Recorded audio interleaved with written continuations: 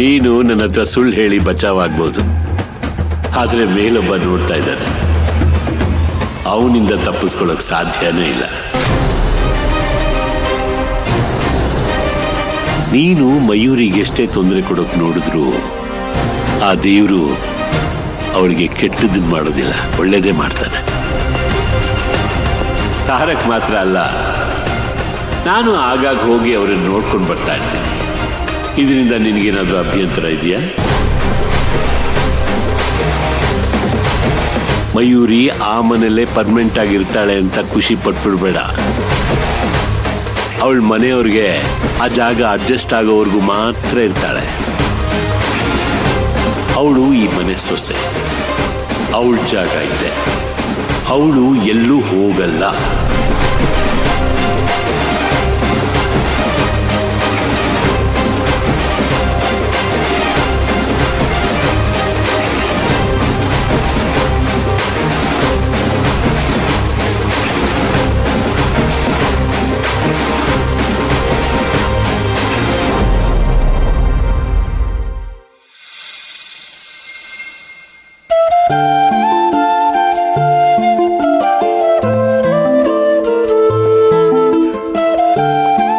ಕುಮಾರಿ,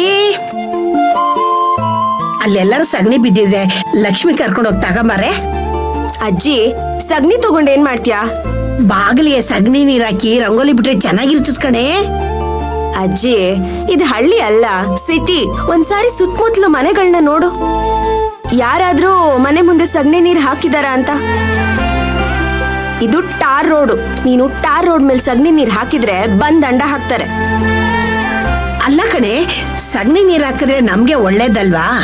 ಸಗಣಿ ಹಾಕಿ ರಂಗೋಲಿ ಹಾಕಿದ್ರೆ ಏಟ್ ಚೆನ್ನಾಗಿರ್ತದೆ. ಸಗಣಿ ಅನ್ನೋದು ಲಕ್ಷ್ಮಿ ಇದ್ದಂಗೆ. ಅಜ್ಜಿ, ನಾವು ಹಳ್ಳಿ ಜನ, ನಮ್ಗ ಅರ್ಥ ಆಗತ್ತೆ, ಈ ಸಿಟಿ ಜನಕ್ಕೆ ಅರ್ಥ ಆಗತ್ತಾ? ಇಲ್ಲಿ ಎಷ್ಟ್ ಜನದ ಮನೆ ಮುಂದೆ ರಂಗೋಲಿ ಇದೆ ಹೇಳು? ರಂಗೋಲಿನೇ ಹಾಕಲ್ಲ ಅಂದ್ಮೇಲೆ ಸಗಣಿ ನೀರ್ ಹಾಕ್ತಾರಾ? ಅಯ್ಯೋ, ಇದ್ಯಾವ ಪಟ್ನೋ ಏನೋ ಇದು. ಅಲ್ಲ, ನಮ್ಮೂರಲ್ಲಿ ಎಲ್ಲಾರ ಮನೆ ಮುಂದೆ ಸಗಣಿ ನೀರ್ ಹಾಕಿ ರಂಗೋಲಿ ಹಾಕಿರ್ತಾರೆ, ಏಟ್ ಚೆನ್ನಾಗಿರ್ತದೆ. ಇಲ್ಲಿ ನೋಡಿದ್ರೆ ಯಾರ ಮನೆ ಮುಂದೆನೂ ನೀರು ಇಲ್ಲ, ರಂಗೋಲಿನೂ ಇಲ್ಲ.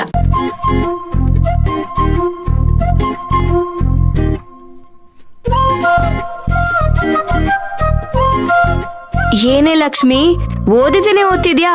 ಇನ್ನೇನ್ ಮಾಡೋದು ಮಯೂರಿ, ನನಗೂ ಮನೇಲಿ ಇದ್ದು ಬೇಜಾರಾಗೋಗಿದೆ. ಸರಿ ಸರಿ, ತಗೋ ಹಾಲ್ ಕುಡಿ, ಬಿಸಿ ಇದೆ. ಹಾ, ಇವ್ರಲ್ಲಿ ಹೋದ್ರು? ಕುಮಾರಿ, ಅಜ್ಜಿ, ಕೆಲ್ಸ ಆಮೇಲೆ ಮಾಡುವಂತೆ ಬಾ. ಬಂದೆ ಕಣವ, ಬಂದೆ. ಅಜ್ಜಿ ಕರೀತಿದ್ದಾರೆ, ಬಂದೆ ನಡಿಯೇ.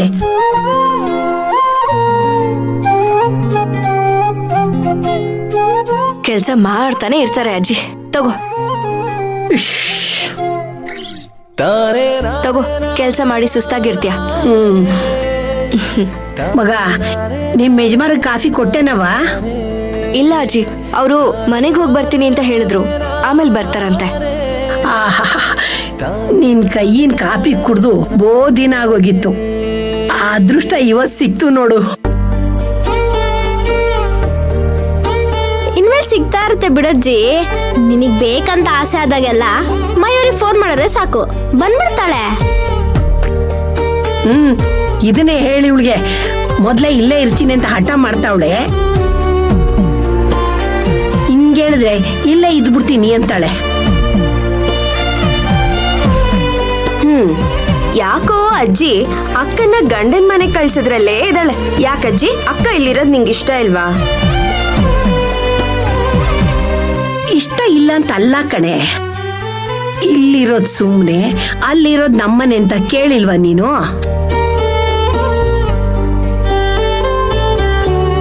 ಮದ್ವೆ ಆದ ಹೆಣ್ಮಗಳು ಗಂಡನ್ ಮೇಲಿರೋದೇ ಉತ್ತಮ.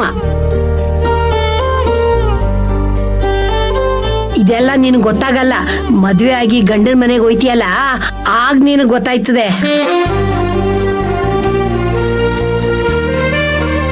ಆಮೇಲೆ ಮಯೂರಿ, ಅಲ್ಲ ಕಣವ, ಈ ಊರಲ್ಲಿ ಕುಡಿಯೋ ನೀರಿಗೂ ಕಾಸು ಕೊಡ್ಬೇಕಾ? ಅಜ್ಜಿ, ಬರೀ ಕುಡಿಯೋ ನೀರಿಗೆ ಮಾತ್ರ ಅಲ್ಲ, ಕಸಕ್ಕೆ ಕವರ್ ಹಾಕ್ತಿವಲ್ಲ ಅದಕ್ಕೂ ದುಡ್ಡು ಕೊಡ್ಬೇಕು. ಹಾ ಇಲ್ಲಿ ಎಲ್ಲಂದ್ರಲ್ಲಿ ಕಸ ಹಾಕೋಂಗಿಲ್ಲ. ಒಣ ಕಸ ಹಸಿ ಕಸ ಅಂತ ವಿಂಗಡಣೆ ಮಾಡಿ ಹಾಕ್ಬೇಕು. ಇಲ್ಲ ಅಂದ್ರೆ ಅದಕ್ಕೂ ದಂಡ ಹಾಕ್ತಾರೆ. ಈ ಬೆಂಗಳೂರಲ್ಲಿ ಅದೇನು ದಂಡ ಹಾಕ್ತಾರೋ ಏನ್ ಕತೆನೋ. ಈ ಜನಗಳೆಲ್ಲ ಅದೆಂಗ್ ಬದುಕ್ತಾರೆ? ಇಷ್ಟೊಂದ್ ಜನ ಅದೆಲ್ಗ್ ಹೋಯ್ತಾರೋ ಅದೇನ್ ಮಾಡ್ತಾರೋ ಒಂದು ಗೊತ್ತಾಗಕ್ಕಿಲ್ಲ. ಅಜ್ಜಿ, ಇನ್ಮೇಲೆ ಇಲ್ಲೇ ಇರ್ತೀವಲ್ಲ ಗೊತ್ತಾಗುತ್ತೆ ಬಿಡು.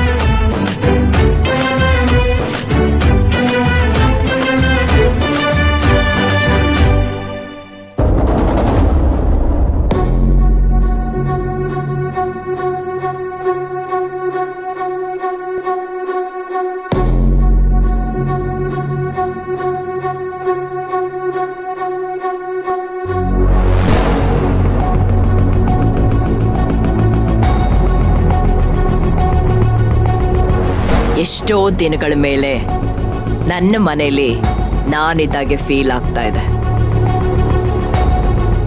ಏನ್ ಹೇಳ್ತಿದ್ಯಾ ರಾಜೇಶ್ವರಿ? ಇದು ನಿನ್ ಮನೆ. ನಿನ್ ಮನೇಲಿ ನೀನಿರೋ ತರ ಫೀಲ್ ಆಗ್ತಿದೆ ಅಂದ್ರೆ ಏನರ್ಥ? ಇದು ನನ್ನ ಮನೆ ಆಗಿದ್ರು ಅದರಿದ್ರೆ ಈ ಮನೆ ಕಾಲಿಟ್ಟಾಗಿದ್ದ ಯಾವ ಕಡೆ ನೋಡಿದ್ರು ಅವಳ ಮುಖನೇ ಕಾಣಿಸ್ತಾ ಇತ್ತು.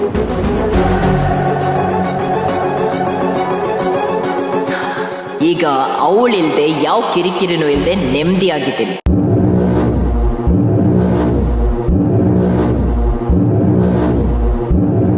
ಅವಳು ಕಣ್ಣೆದುರುಗಡೆ ಇದ್ರೂ ಬೈತಿದ್ದೆ. ಈಗ ಅವಳು ಇಲ್ಲ ಅಂದ್ರೂ ಅವಳ ಬಗ್ಗೆ ಕೆಟ್ಟದಾಗ ಮಾತಾಡ್ತಿದೀಯ. ಇದು ಸರಿನಾ? ಅವಳು ಈ ಮನೆಗೆ ಬಂದಾಗಿಂದ ಏನೆಲ್ಲ ಬದಲಾವಣೆ ಆಗಿದೆ ಅಂತ ನಿನ್ಗೂ ಗೊತ್ತು.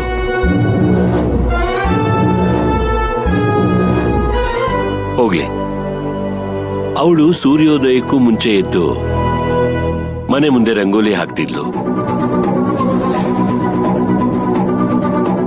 ಎಲ್ರು ಎದ್ದೇಳಕ್ಕೂ ಮುಂಚೆನೆ ಕಾಫಿ ಟೀ ರೆಡಿ ಮಾಡ್ಕೊಂಡು ಎಲ್ರಿಗೂ ಕೊಡ್ತಿದ್ಲು. ನೀನ್ ಯಾವತ್ತಾದ್ರೂ ಹಾಗೆ ಬೇಗ ಎದ್ದು ಮನೆ ಮುಂದೆ ರಂಗೋಲಿ ಹಾಕಿದೀಯಾ?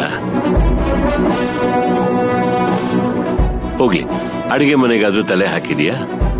ಒಂದ್ಸರಿ ಅಡಿಗೆ ಮನೆ ಕಡೆ ಹೋಗಿ ನೋಡು, ಎಷ್ಟು ನೀಟಾಗಿ ಇಟ್ಕೊಂಡಿದ್ದಾಳೆ ಅಂತ ಗೊತ್ತಾಗತ್ತೆ. ಅದ್ರಲ್ಲೇನ್ ನೋಡೋದಿದೆ? ಯಾರೇ ಕೆಲಸದವ್ರು ಬಂದ್ರು ಹಾಗೆ ಇಟ್ಕೊಳ್ತಾ ಇದ್ರು.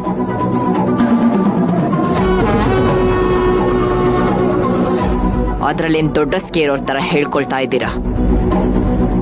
ಕೆಲಸ ಮಾಡೋರ್ ಬಗ್ಗೆ ನೀನ್ ಹೊಗಳ್ತಾ ಇದ್ದೀರಾ ಅಂದ್ಮೇಲೆ ಅವಳಿಗೆ ಈ ಮನೆಯಲ್ಲಿ ಕೆಲ್ಸದವಳ ಪಟ್ಟ ಸಿಗುತ್ತೆ ಹೊರತು ಸೊಸೆನ ಪಟ್ಟ ಯಾವತ್ತೂ ಸಿಗೋದಿಲ್ಲ.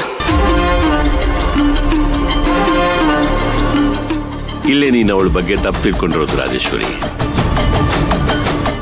ಅವಳು ಬಂದಾಗಿಂದ ಕೆಲಸದವಳು ಅಂತ ಈ ಮನೇಲಿ ಇದನ್ನೆಲ್ಲ ಮಾಡ್ತಿಲ್ಲ.